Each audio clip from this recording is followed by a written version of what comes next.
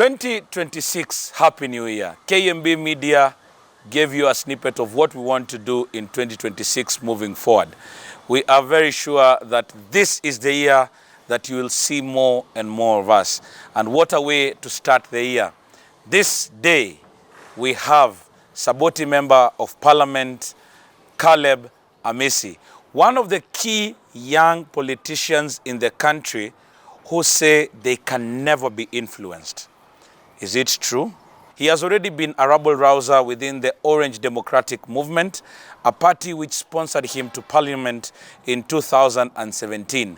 And now, we want to know what are his plans. Is he planning on staying on ODM or in ODM? And if not, what is the way forward? We would also want to understand what is happening within the Orange Democratic Movement, a party started by Raila Odinga, but since his death in October 2025, there have been squabbles. Caleb, how are you? Fine, thank you. Unaendeleaje? Unaendelea salama? Yes. Mwaka imeanzaje? How do you feel about 2026? Very energetic. I don't know why. For some good reason, some reasons I just feel very energetic, very ready, roaring to go. You know, you are 1.5 years away from starting to receive your parliamentary pension. Yes. Unajua wanasema ikifika 10 years pension inaingia. Unaanza kukula pesa yako kila mwezi. Yes, whether you have turned 45, this time round I think the law was changed. Even if you have not yet hit 45 years, you'll still take your pension. But I so don't there was wish, a caveat? Yes, there is. Because you know you already served 2 terms. Initially, you needed to have hit 45. Even if you are 2 term, but you are not yet 45 years, you wait until you are 45 years. But I think there was some exception for members of parliament because of the nature of job. But don't wish me pension now. My pension will be bigger. Yes. Yeah. You're not retiring? I'm not retiring anytime soon. In fact, I've just started. Yeah. Give us an outlook of what is in store for Caleb Amisi in 2026. Yeah, of course, 2026 is a year that I'll call is a penultimate year to the next election. It's the second last year before we go for general election. And definitely there'll be a lot of political activities. Last year, we were mourning. We were actually mourning the whole year. We were mourning when we entered broad-based. It was all mourning. When Baba lost AU, it was mourning. And when Baba eventually died, it was mourning. So we don't wish to mourn again this year. We just want to participate actively. And we want to be the opinion shapers. We want to direct Kenya in the right direction.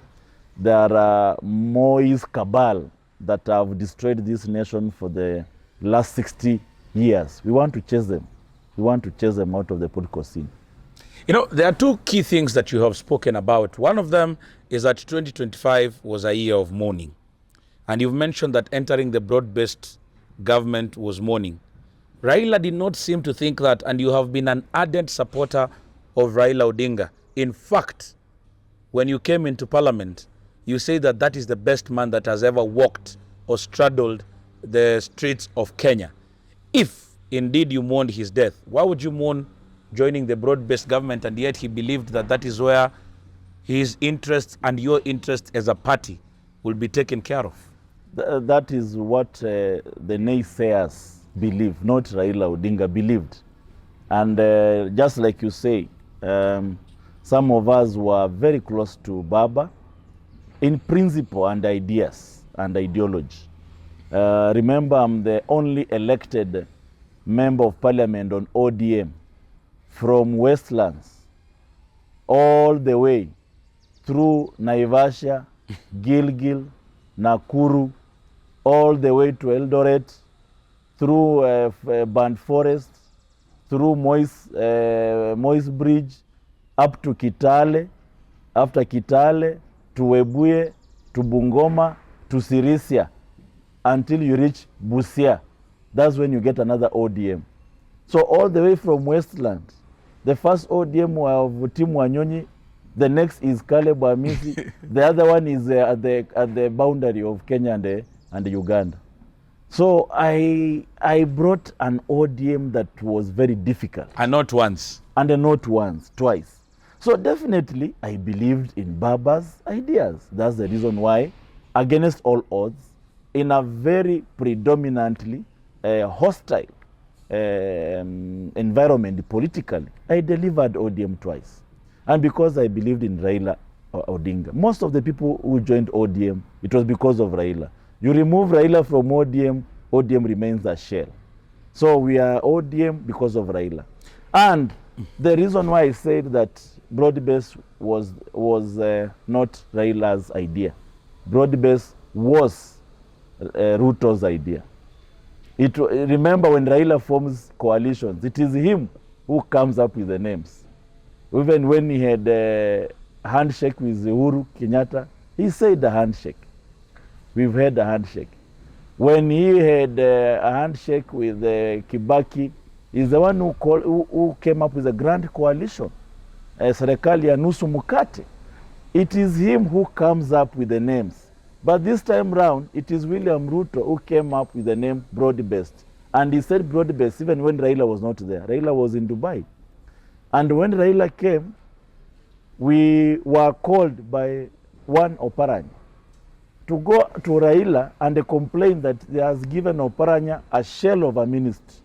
Oparanya was promised to be Minister for Finance during the Azimio campaign. But when there was a space for the finance, they gave to Mbadi instead, and Oparanya was still there. So he called us, members from the Luya committee, to go and complain to Raila. When we arrived at Raila's home, he had just arrived from Dubai trip, and we found Raila. Ida prepared for us some nice breakfast. After breakfast, we complained, and Raila told us that he actually called Junet immediately and they put on a loudspeaker.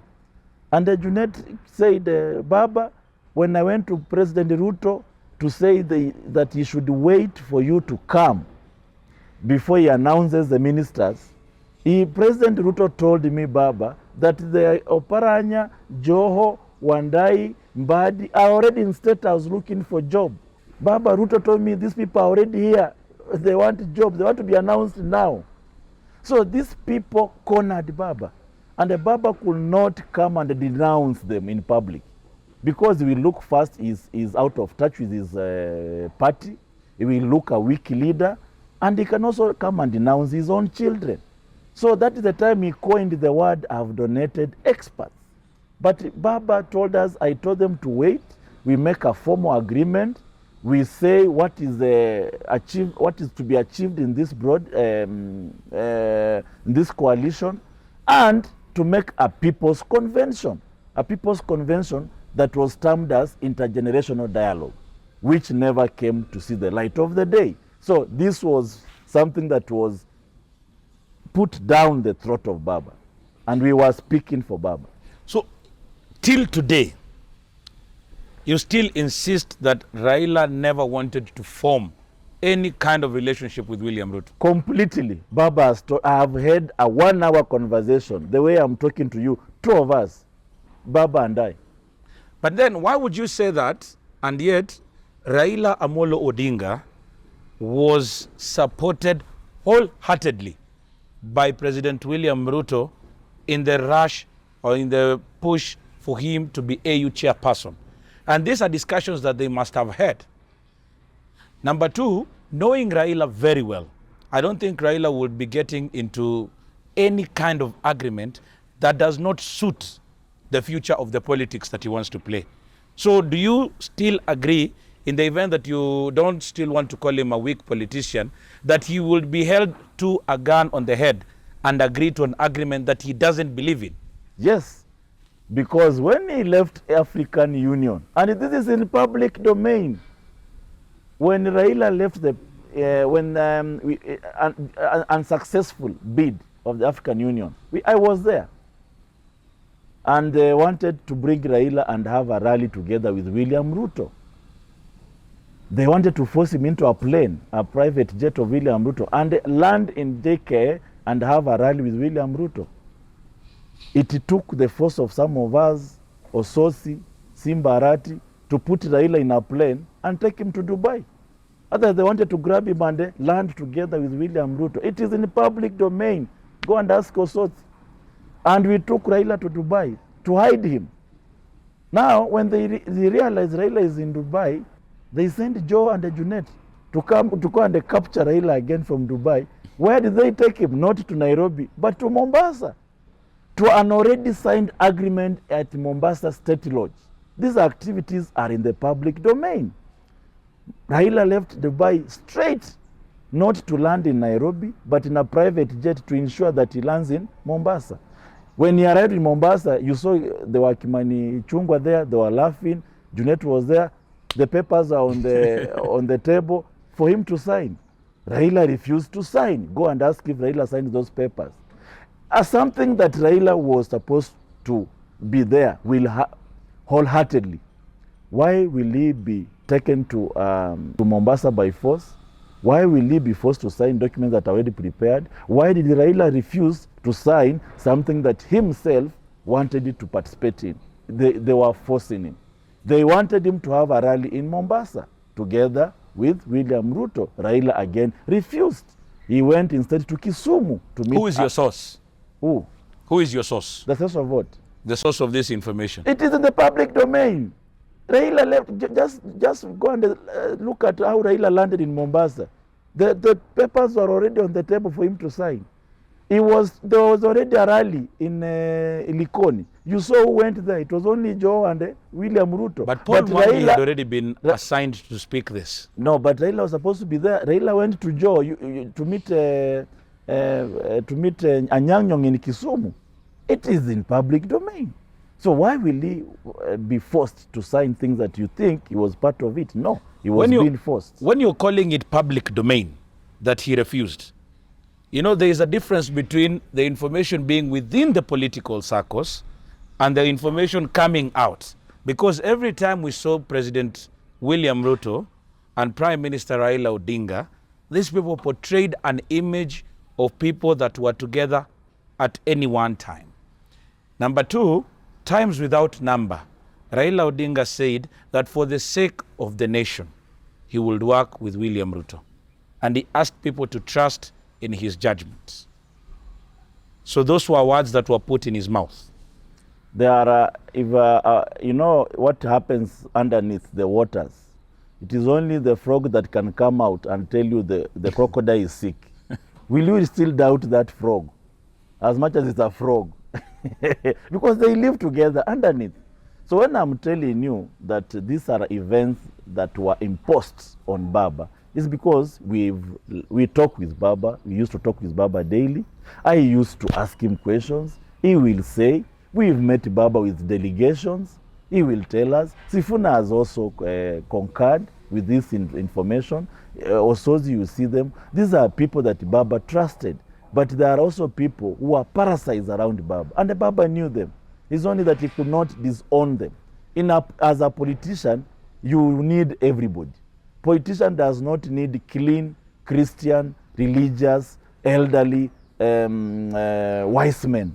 A politician needs every Tom, Dick, and Harry for him to achieve his political goal. So a politician is surrounded by all kinds of a manner of people, with people with selfish interests, goons, those who care for him, those who can die for him. All these people surrounds a politician. It is up to you to recognize who is who.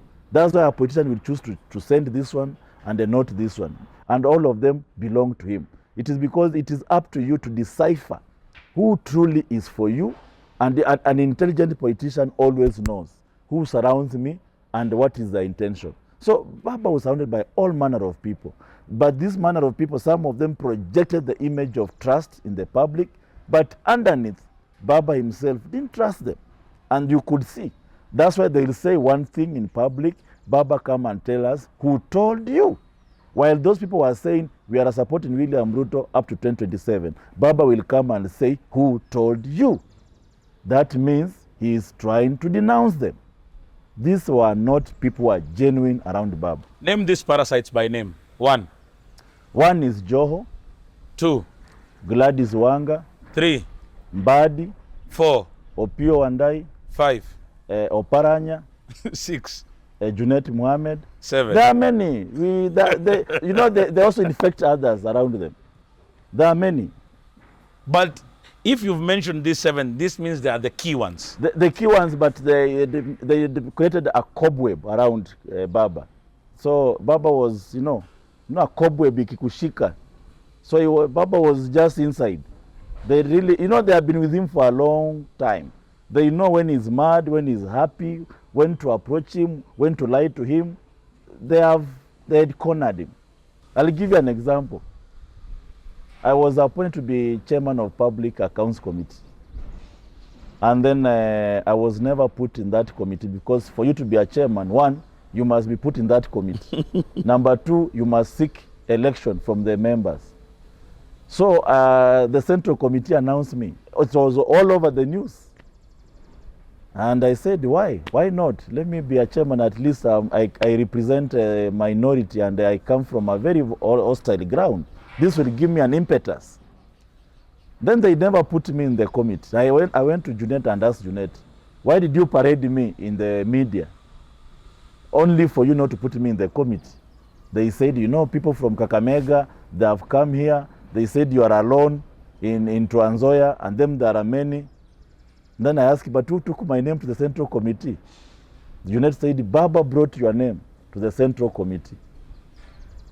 So Baba brought my name to the Central Committee. And then some people went to him to say, no, remove this name. That is the time I knew Baba has been cornered. The moment Baba can bring your name to the Central Committee, and there are a number of people who can go to him, and by the fact that Baba sat down and thought Caleb Amisi to be the chairman of PAC, he's not a fool. This is a person who has been put for 40 years. He knows all of us. There are people he trusts. But the moment another clique came and they refused, led by Junet and Millie Odhiambo and the rest from Kakamega team, I knew Baba decisions are not his decisions. Baba has been compromised. Hapa ndio nasemanga. Let me ask you, these people have been politicians longer than you have been. Why don't you think that they have the interests of the party more? Because there is also some accusations that they have been insisting that hawa wanasiasa wajuzi wako na mbio sana. Do you think that either you want to take over too fast or their time is up? Their time is up and they have not realized their time is up. You see, Ken, I'm now 38 years old. I've served as a member of parliament for 10 years. Some of them come and tell me, wewe ni kijana mdogo, umezaliwa juzi. In fact, I always ask them, ask yourself, where were you at my age? Where were you at my age? So for that reason alone, you should be respecting me. Ask yourself at 38 years, what were you doing? Hapo ndio unaona mtu anarudi anaangalia alikuwa counselor, mwingine alikuwa accountant, mwingine alikuwa, they were just hustling there. Nasema, you should be respecting me that at this age, I'm already serving 2-term member of parliament, and when you recollect yourself, your life, you are very far. For that reason alone, respect Caleb. And number 2, look at where I have won the seat. All my MCAs are Jubilee, Ford Kenya, DAP. Last parliament, all my MCAs, none was ODM. All their MCAs are ODM. That means you never won because of you. You won because of the party. When you see, if I won because of the party, all my MCAs will be ODM. But I have brought ODM from an hostile ground twice. For that reason, respect me. There's something I know that you don't know. You were brought by the party. You use the party to get to power. But me, I have come on my own. Those are 2 different people. It means there is something I know that you don't know. And look at where I come from, a cosmopolitan community. My tribe is Maragoli. The people who are Maragoli in Saboti are hardly 500. I got 25,000 votes. That means I was voted by all other tribes. It means I know something. Look at where those people come from. They come from a very convenient tribal lineage. People are just elected because of tribe, party, but I was elected because of who I am, my brain, what I stand for, and the leadership acumen I presented before people. That one alone, they should respect us. And the number two, they must be what we call intergenerational change, because if we leave a generation to take leadership for some time, there'll be a gap. Because if people be in leadership for 40 years, now what happens to those who are born when you are in leadership? So there is going to be a generational gap. So that once you die by natural attrition, there will be a gap of leadership here. So there must be a transition, slowly, transition. Some people can leave, others join. Otherwise, we are going to leave a big gap to the nation. They are doing a disservice to the nation. And that's why I said, you've been in politics for 40 years. I, Caleb Amisi, I'm serving 10 years. The people of Saboti have requested me, because they do not have an alternative now, to serve them another 5 years. If I'm done serving the people of Saboti for 5 years, I have no business going back to Saboti to continue being a member of parliament. I have to create a space for another young person to come and be a member of parliament. And me, I'll be going to be the president of the Republic of Kenya. By so doing, I'll also allow other people to grow. That is the nature of leadership. And that's what you are crying when you are saying you cannot be in leadership for 40 years. You are creating a generational gap that will condemn this country to political leadership oblivion. Caleb Amisi is a member of ODM, the only member of parliament in about 500 kilometers from Westlands. Raila Odinga died on the 15th of October, 2025. Barely after he was put down, squabbles started in the Orange Democratic Movement. Do you think he is happy? He's not. In fact, I wish just Baba could just pretend he is dead and then he just wakes up. He will now get to know who he was dealing with. Ken, by all honesty, ODM is a well-structured party. One of the biggest party, they say, in the north of Limpopo, south of Sahara. We've been priding ourselves as the biggest well-structured party. Just like the Constitution of Kenya, ODM has a constitution that is deposited in the office of the Registrar of Political Parties. That if a party does not follow its constitution, it is actually can be rendered, it can actually be deleted from the books of the Registrar of Political Parties. Our concern is this: why will you name Oburu Odinga 24 hours after Baba dies? Power Where vacuum. on earth? There must never be power vacuum. There was no power vacuum. Why do we have 3 deputy party leaders? The Constitution says, in absence of the party leader, any one of them can act. Not 1, not 2, but 3. Simbarat could not act. Abdul Somad could not act. Ososi could not act. Then why do they have 3 party leaders who cannot act as a party leader? Why do they have? Had they gotten to the opportunity where they could be listened to? Number 2, ODM is structured. What was a vacuum? What is a vacuum? Will somebody come and install himself to be a party leader? No. Why? Because we have Article 622 that says a special national delegates conference shall be called, the word is shall be called in the event of the death of the party leader to elect, not nominate, elect a new party leader. It was not called up to now. That's why I say Oburu Odinga is in office illegally. If Oburu signed for you a certificate of nomination, go and tear the certificate and throw it. It is not legally binding. Because there is a constitution that says in the event the party leader dies and NDC is called, they can as well elect Oburu. They can as well elect him. We have no problem, but follow the party constitution. Right now, the party constitution has been mutilated. ODM party constitution has been mutilated. Right now, it is actually like a coup. This was a coup. Oburu's installation as a party leader was a coup. Why? Because during a coup, the constitution is put aside. When a rebel leader or a junta, military junta takes over, the first thing they do is to say the constitution of the nation has been put aside. The installation of Oburu Odinga came in the backdrop of putting the constitution of ODM aside because you needed an NDC in the event a party leader has died. Who would have been your choice? Of course, being in the Orange Democratic Movement Party and having now served 2 terms, and before you were elected, you were still a member of ODM. So you have known each and every character, including to the extent of naming those who are parasites. So who would have been your choice to take over from Raila? Among all parasites, if all of them were presented themselves to NDC, I could have chosen Oparanya.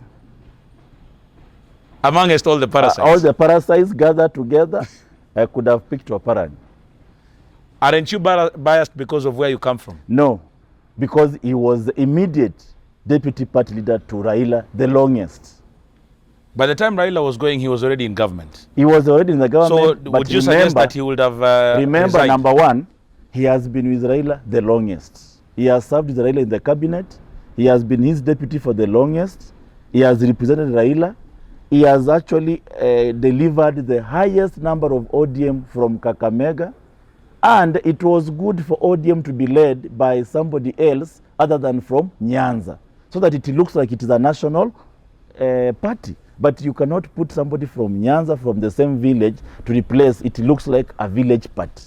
So for you to demystify the issue of ODM being a village party, put Oparanya, who has been there the longest.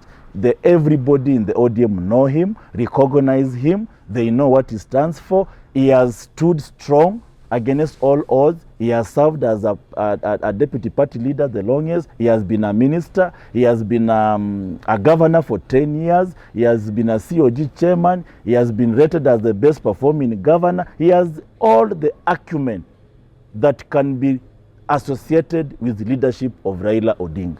And Joho could have deputized him, and the party will have been strong. The rest could have remained as their deputies and the chairmans. Oburu Odinga Somebody like Simba Arati does not fit the position of a deputy party leader of such a movement. Simba Arati can be a chairman, not Gladys Wanga. Simba Arati could have been a chairman. Abdul Swamad could be an organizing secretary, not a deputy party leader. That is too much a bigger party for Abdul Swamad. Abdul Swamad can be either regional director or maybe a director for elections. You know, you need to be real. If you want an organization and a movement to go, you need to be real. You need to be real, and even the choice of the people you put in position, they must be powerful enough to fit in those shoes. Oburu Odinga has been with Raila the longest. He understood his younger brother. They are 1 year apart. It is not a family business, neither is it a party, a family party. So what are you saying about his leadership? His leadership came from nowhere. Raila didn't tell us this is a family party. He said this is a national party. So are you trying to say... It is not an inheritance. Mheshimiwa, are you trying to say other than him having the name of Odinga, there is nothing else? We are not in ODM because of the name of Odinga. We are in ODM because of Raila, the principles, the ideals, and what he stood for. What about his leadership skills? Leadership skills you cannot replicate. It was just leadership skills that he possessed as an individual. Somebody, for you to come be like Raila or better than Raila, you must come and showcase. Leadership emerge. Leadership is not conferred. Leaders emerge out of nowhere. Like we will emerge. Raila emerged. Even his father didn't like him. He didn't want him. He emerged himself. Nobody I will agree with you. I will agree with you because One of the interviews that we if had. it was a family issue, if it was about Odingaism, even the father of Raila could have said, I choose my son Raila to continue. But Raila emerged himself. Nobody went in a close room after Jaramogi died at 24 hours before after he died. They crowned Raila to be the successor of Jaramogi. No, Raila emerged himself. But there are those who already believe in the leadership of Oburu Odinga as the party leader of ODM, and they are supporting him, actually going around the country selling the party. Because they have been given money by the government to do that. Oburu was... Can you prove that? Yes, I will prove. This is how I am going to prove it. When Baba died, there was a delegation that went to India the same day. Baba was brought to Nairobi the following day. And the Baba was to be buried within 72 hours. We were called to Agile. We were called to Agile Hotel. And there was no clear agenda. They just said the members, remember, I'm a member of the National Executive Committee. I'm a deputy organizing secretary. So I was called as a NEC member to Agile with no agenda. So we started eulogizing Baba, you know, a somber mood. People are painful and the loss of Baba. And then I thought, yeah, this is good. Then all of a sudden, Abdul Somad suggested the name of Oburu to be acting. Then I said, maybe it's acting until we have a neck or something. And then now Simba Arati said we were in State House at night, and things were discussed. He pointed at Babu. He said, Babu, you came with youths who are chanting, Ruto must go. Ruto is not very happy. Definitely, if you are in such a room, you will tell, this guy is saying it's from State House, is the 1 second in Oburu. This is Oburu, is definitely a State House project. And from there, we moved to go and receive the body of Baba. We were pained. How do you replace Baba casually like this? Even before he lands at Jomo Kenyatta. Was there an emergency? Why the 3 deputies, one of them can serve meanwhile? What was the emergency? If we've stayed for 12 hours without any emergency, why not stay for 1 week after burial and it's just within 72 hours? ODM nothing can happen. Headquarter remains, the certificate remains, whoever is, the structure of neck are there. What was the hurry? Even if the president dies today, God forbid, they will not just install the deputy president the following day. No, they will. That is the law. Within how many hours? They'll have to install, even sometimes before the announcement is made, they have to make sure that... Thank you very much. They install the deputy president, yeah? Yes. Not you know, it is automatic. Yes, that's what I wanted you to say it. They will install the deputy president, not the brother of the president. Thank you. Because of the constitution. Thank you. So they should have installed Ososi, Abdul Samad, or Simba Arati, not the brother. I think you have no further questions, the way you are looking at me. ODM. Yes. What is happening? Do you think ODM can withstand the storm it is going through? No, it will not. Because the people who have taken over, they are abrasive, they have made a stand, they have gone around saying it is 2-term and you can go to hell. You are either with us or without. That you people can go to a Munyoro. They have even associated us with Wamunyoro. I have never met Rigathi Gachagua ever since I was born. The closest I've seen Rigathi Gachagua is in Kitale when he was in a rally and I was behind in a car. That is the closest I've seen Gachagua. But didn't you serve with him in the last parliament? Yeah, but he never came to parliament. I never associated myself with Gachagua. I've never seen him come to parliament. I saw Gachagua when he was being named as a deputy to President Ruto. That's why I thought, which guy is this? They said, but he's a member of parliament. I never interacted with him. I never even thought he's a member of parliament. I was a parliamentary reporter then. That's what I'm saying. I saw the two of you. Where? Bunge. Where? Yes, you saw us together. You saw Rigathi and you saw me. I knew Rigathi after he's been named at deputy president office to be a deputy to Ruto. And ask who is this guy? They said he's the MP for Madira. This guy never used to come to Bunge. So, if ODM, you believe, can no longer hold, so what next? I think the law of natural justice will take its course. Those who will go to other parties, those who will remain in ODM, those who will go independent. Life must go on. Over the weekend, you were in Kitale. Yes. And there is this clip. Watu wangu, nitarudi hapa kwa heshima yenyu, muniweke kwa kiti with or without ODM. Kwa sababu chama imeenda. Sawa sawa? Na wakiendelea sana, hata sisi tutaunda chama, nyinyi wote muingie. Is Caleb Amisi plotting a move from ODM in the next few days? I'm not plotting a move. They are plotting against me. It's only that I've discovered they are plotting against me. And why are they plotting against me is because my people have refused. Those who voted for me, I've consulted them. They have refused William Ruto. So what do? I have two choices: to support the government and they go home at a young age with a 1-year-old child, or go with my people, they elect me on whichever party they choose.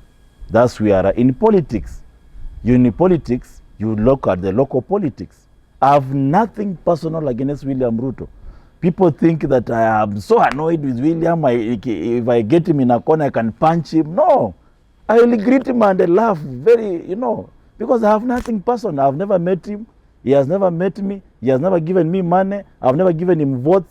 Tukikutana, tunakutana kama wanaume, wanaheshimiana, on a clean slate. Nothing personal. But the people I represent do not want him. So what do? I've told them, if ODM joins the government, my people will not follow. I was just telling them, are you ready to vote for me without ODM? Then they said yes. A resounding yes. So why? Because I know ODM, the person who will be given certificate will be William Ruto. Ata kwewe, can you think that William Ruto is calling my name? Come and receive a certificate. My name. But there are processes. No. What if the process nomination is a charade. You know how nominations are done in this country. They are charade, nothing. Nominations, people win, certificate, others are given. And I remember where I come from is a cosmopolitan. My predecessor was called Lazaro Wafula. His party was New Ford Kenya by Eugene Wamalwa. Eugene Wamalwa joined Jubilee. They dissolved their party. They were told even the members of New Ford Kenya will be automatic Jubilee candidates. When when the nomination came, the Sabaot community, which are the majority, they told the Lazaro, hii ni muungano ya Wakalenjin na Wakikuyu. Hakuna Waluya hapa. That's how Lazaro was first out of the election. I did not meet Lazaro at the ballot. They removed Lazaro for me. I don't want to go the Lazaro way, where I will reach a place where they'll say ni muungano ya hawa na hawa. Kwa hivyo tunapeana certificate mmoja wao. Hii si Waluya wako hapa. I don't want to arrive that space. I want to reach the ballot, not the nomination. So soon Caleb will be in the united opposition. No. It is nothing to do with the united opposition. I've never been there. I've never been there. You need to correct that one. I've never been in their rallies. Some of them, I disagree with them bitterly, the way I've told you. I've never even met Gachagua. I even think that it's time for Kekina Kalonzo to go home. If you've served in Moist government, you have no business 60 years down the line lecturing us about a new Kenya. So who is your presidential candidate in 2027?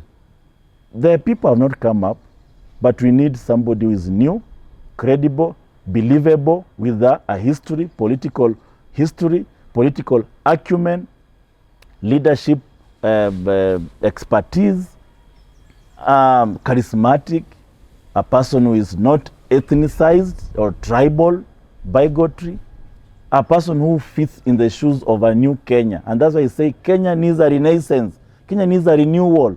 Kenya needs something new. Kenya needs a rebirth, the way it happened in Europe, where Europe now got from the traditional old leaders, artistic, musically, and they adopted the new modern technology, and Europe never looked back. That is what Kenya needs. Something new, something revolutionary, and the Kenya will not look back. But we are not going to keep on rewinding the same people and the thinking the people have been part and parcel of the problems that bedevils the country, and you want them to be part and parcel of a new Kenya. It's simply not going to happen. Mheshimiwa, there's a word you've used, renaissance. Yes. Just last week, there was a political party that was given a provisional certificate with that name, renaissance. It is the first word you have said. Are you part of that? No, you know, when people hear you talk about renaissance and they get excited, you've seen people just jump into registering political parties after being excited by the words you say. If they have registered, well and good. We just need to know who they are, how they associate with the word renaissance, whether they believe in it, and if they're good people, we'll work with them. Anybody who believes in good ideas, in renewal, we'll work with them. What do you think of Winnie Odinga? Just last Sunday, she came out to Kibra and had a rally. And some of her first words were associated with a song associated to you when you were growing up. Isas hamnitishi, hamnibabaishi. What do you believe is happening with Winnie Odinga, considering also that some of the people in that particular meeting demanded that she be part of the team that is discussing with President William Ruto on the future of ODM? Why do they want Ruto to direct them on the future, and yet he was their opponent? You know, some things, they really make me wonder whether kuna kamududu kameingia kwa watu ODM ama waoni. Bwana, we've been on the tear gas on the street, bwana, trying to chase William away.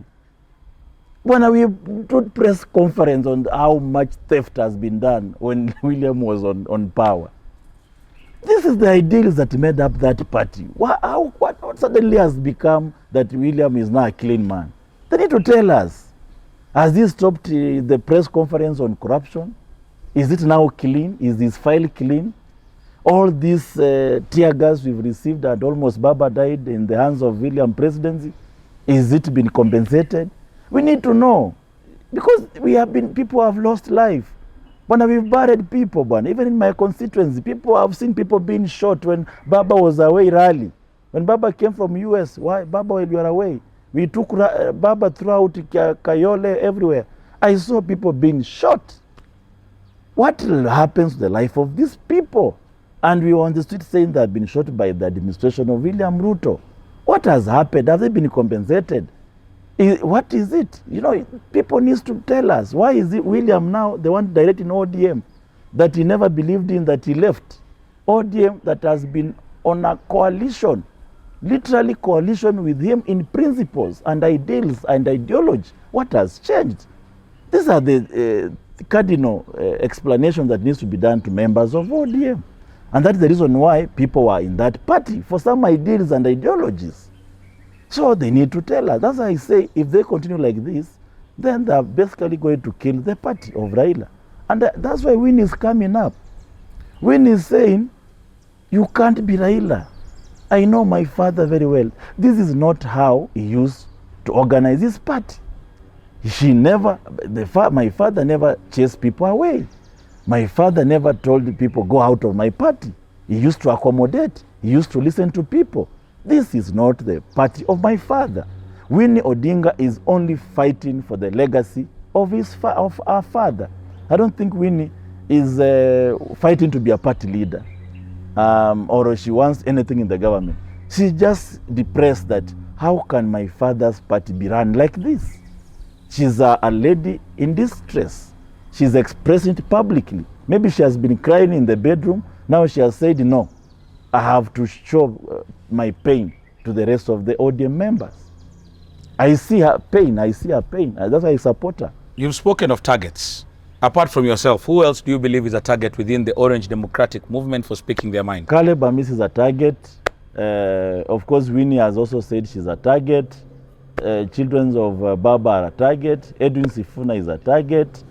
Babo is a target. James Orengo is a target.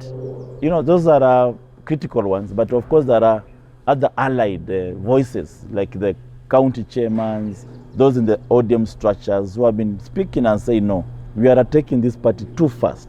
We are saying two-term too fast. What is it now? Let me ask you, Ken, how did the Baba enter coalitions? Moi's time. Baba has been in coalitions ever since Moi's time.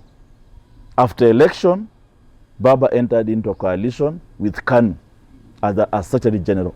After election, not before. Kibaki's time, Baba entered into a coalition with Kibaki after post-election violence, not before election. Uhuru's time, Baba entered into a coalition with Uhuru in the name of handshake after election, not before election. Ruto's time, Baba enters into a coalition with William Ruto after election, not before election. That is how you measure the strength of a partner to go in a coalition with. If William Ruto enters into coalition with ODM, that is not a coalition.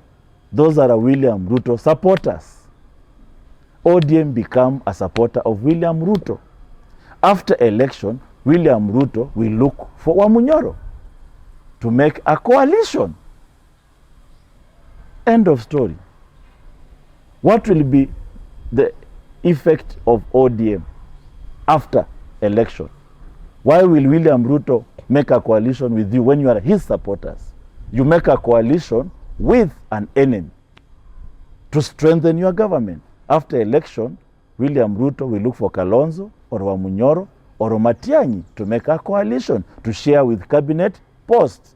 And this ODM, they'll have become his supporters behind here just cheering as Matiang'i is being named as the prime minister and Wamunyoro as a deputy. And the country moves on. So you and these targets will form a renaissance. A renaissance movement is needed. I have been saying Kenya needs a renaissance because I believe this cabal of people who have served in Moi's time. Name them. Baba has left us, but Baba's history is different. Musalia Mudavadi was there in Moi's government. Up to now, he's still there. Moi died, bado amewacha wako hapo. Kalonzo was there. William Ruto was there. Wetangula was there. What business do they have to tell this country 60 years down the line after ruining the country? That's why I said Kenya needs a renaissance, a renewal. These people must all go home. They must go home and leave young people the space to chart a future for the country. You cannot have political dinosaurs seeking a future for the nation because they are a part and parcel. The reason why Baba is there, even posthumous, is because he fought for something. What will you remember these individuals for? Mudavadi, what will you remember Mudavadi for? Wetangula for? Kalonzo for? William Ruto for? But Raila, you remember him for constitutionalism, devolution, multipartism. But as long as your name has nothing, no legacy, please pack and go. Period. That's how we are going to have a new Kenya. The rest is charade, is nothing. That's why the youth are not excited. People asking, why are the youth? Why are they not registering? Because they are looking at the same people. They were toddlers. Toddlers hivi. Walikuwa nakuja wanawabeba, toto. Now those youth are seeing you are still there, trying to tell them they want to be part of the change. That's why the youth are furious. The moment you remove these people, you'll see youth in the street celebrating. And they'll be there first to register as voters. They want something new. They want a renaissance. Caleb Amisi, Member of Parliament for Saboti in Trans Nzoia County, believing that any time from now he might be ejected from the Orange Democratic Movement, a party he says was formed by Raila Odinga, and he believed totally in the ideals of that political party, but now they have changed. He believes in what he says is a renaissance. Whether the political party registered last week is part of what he says is going to be his future, only time will tell. Kennedy Mureithi, KMB Media.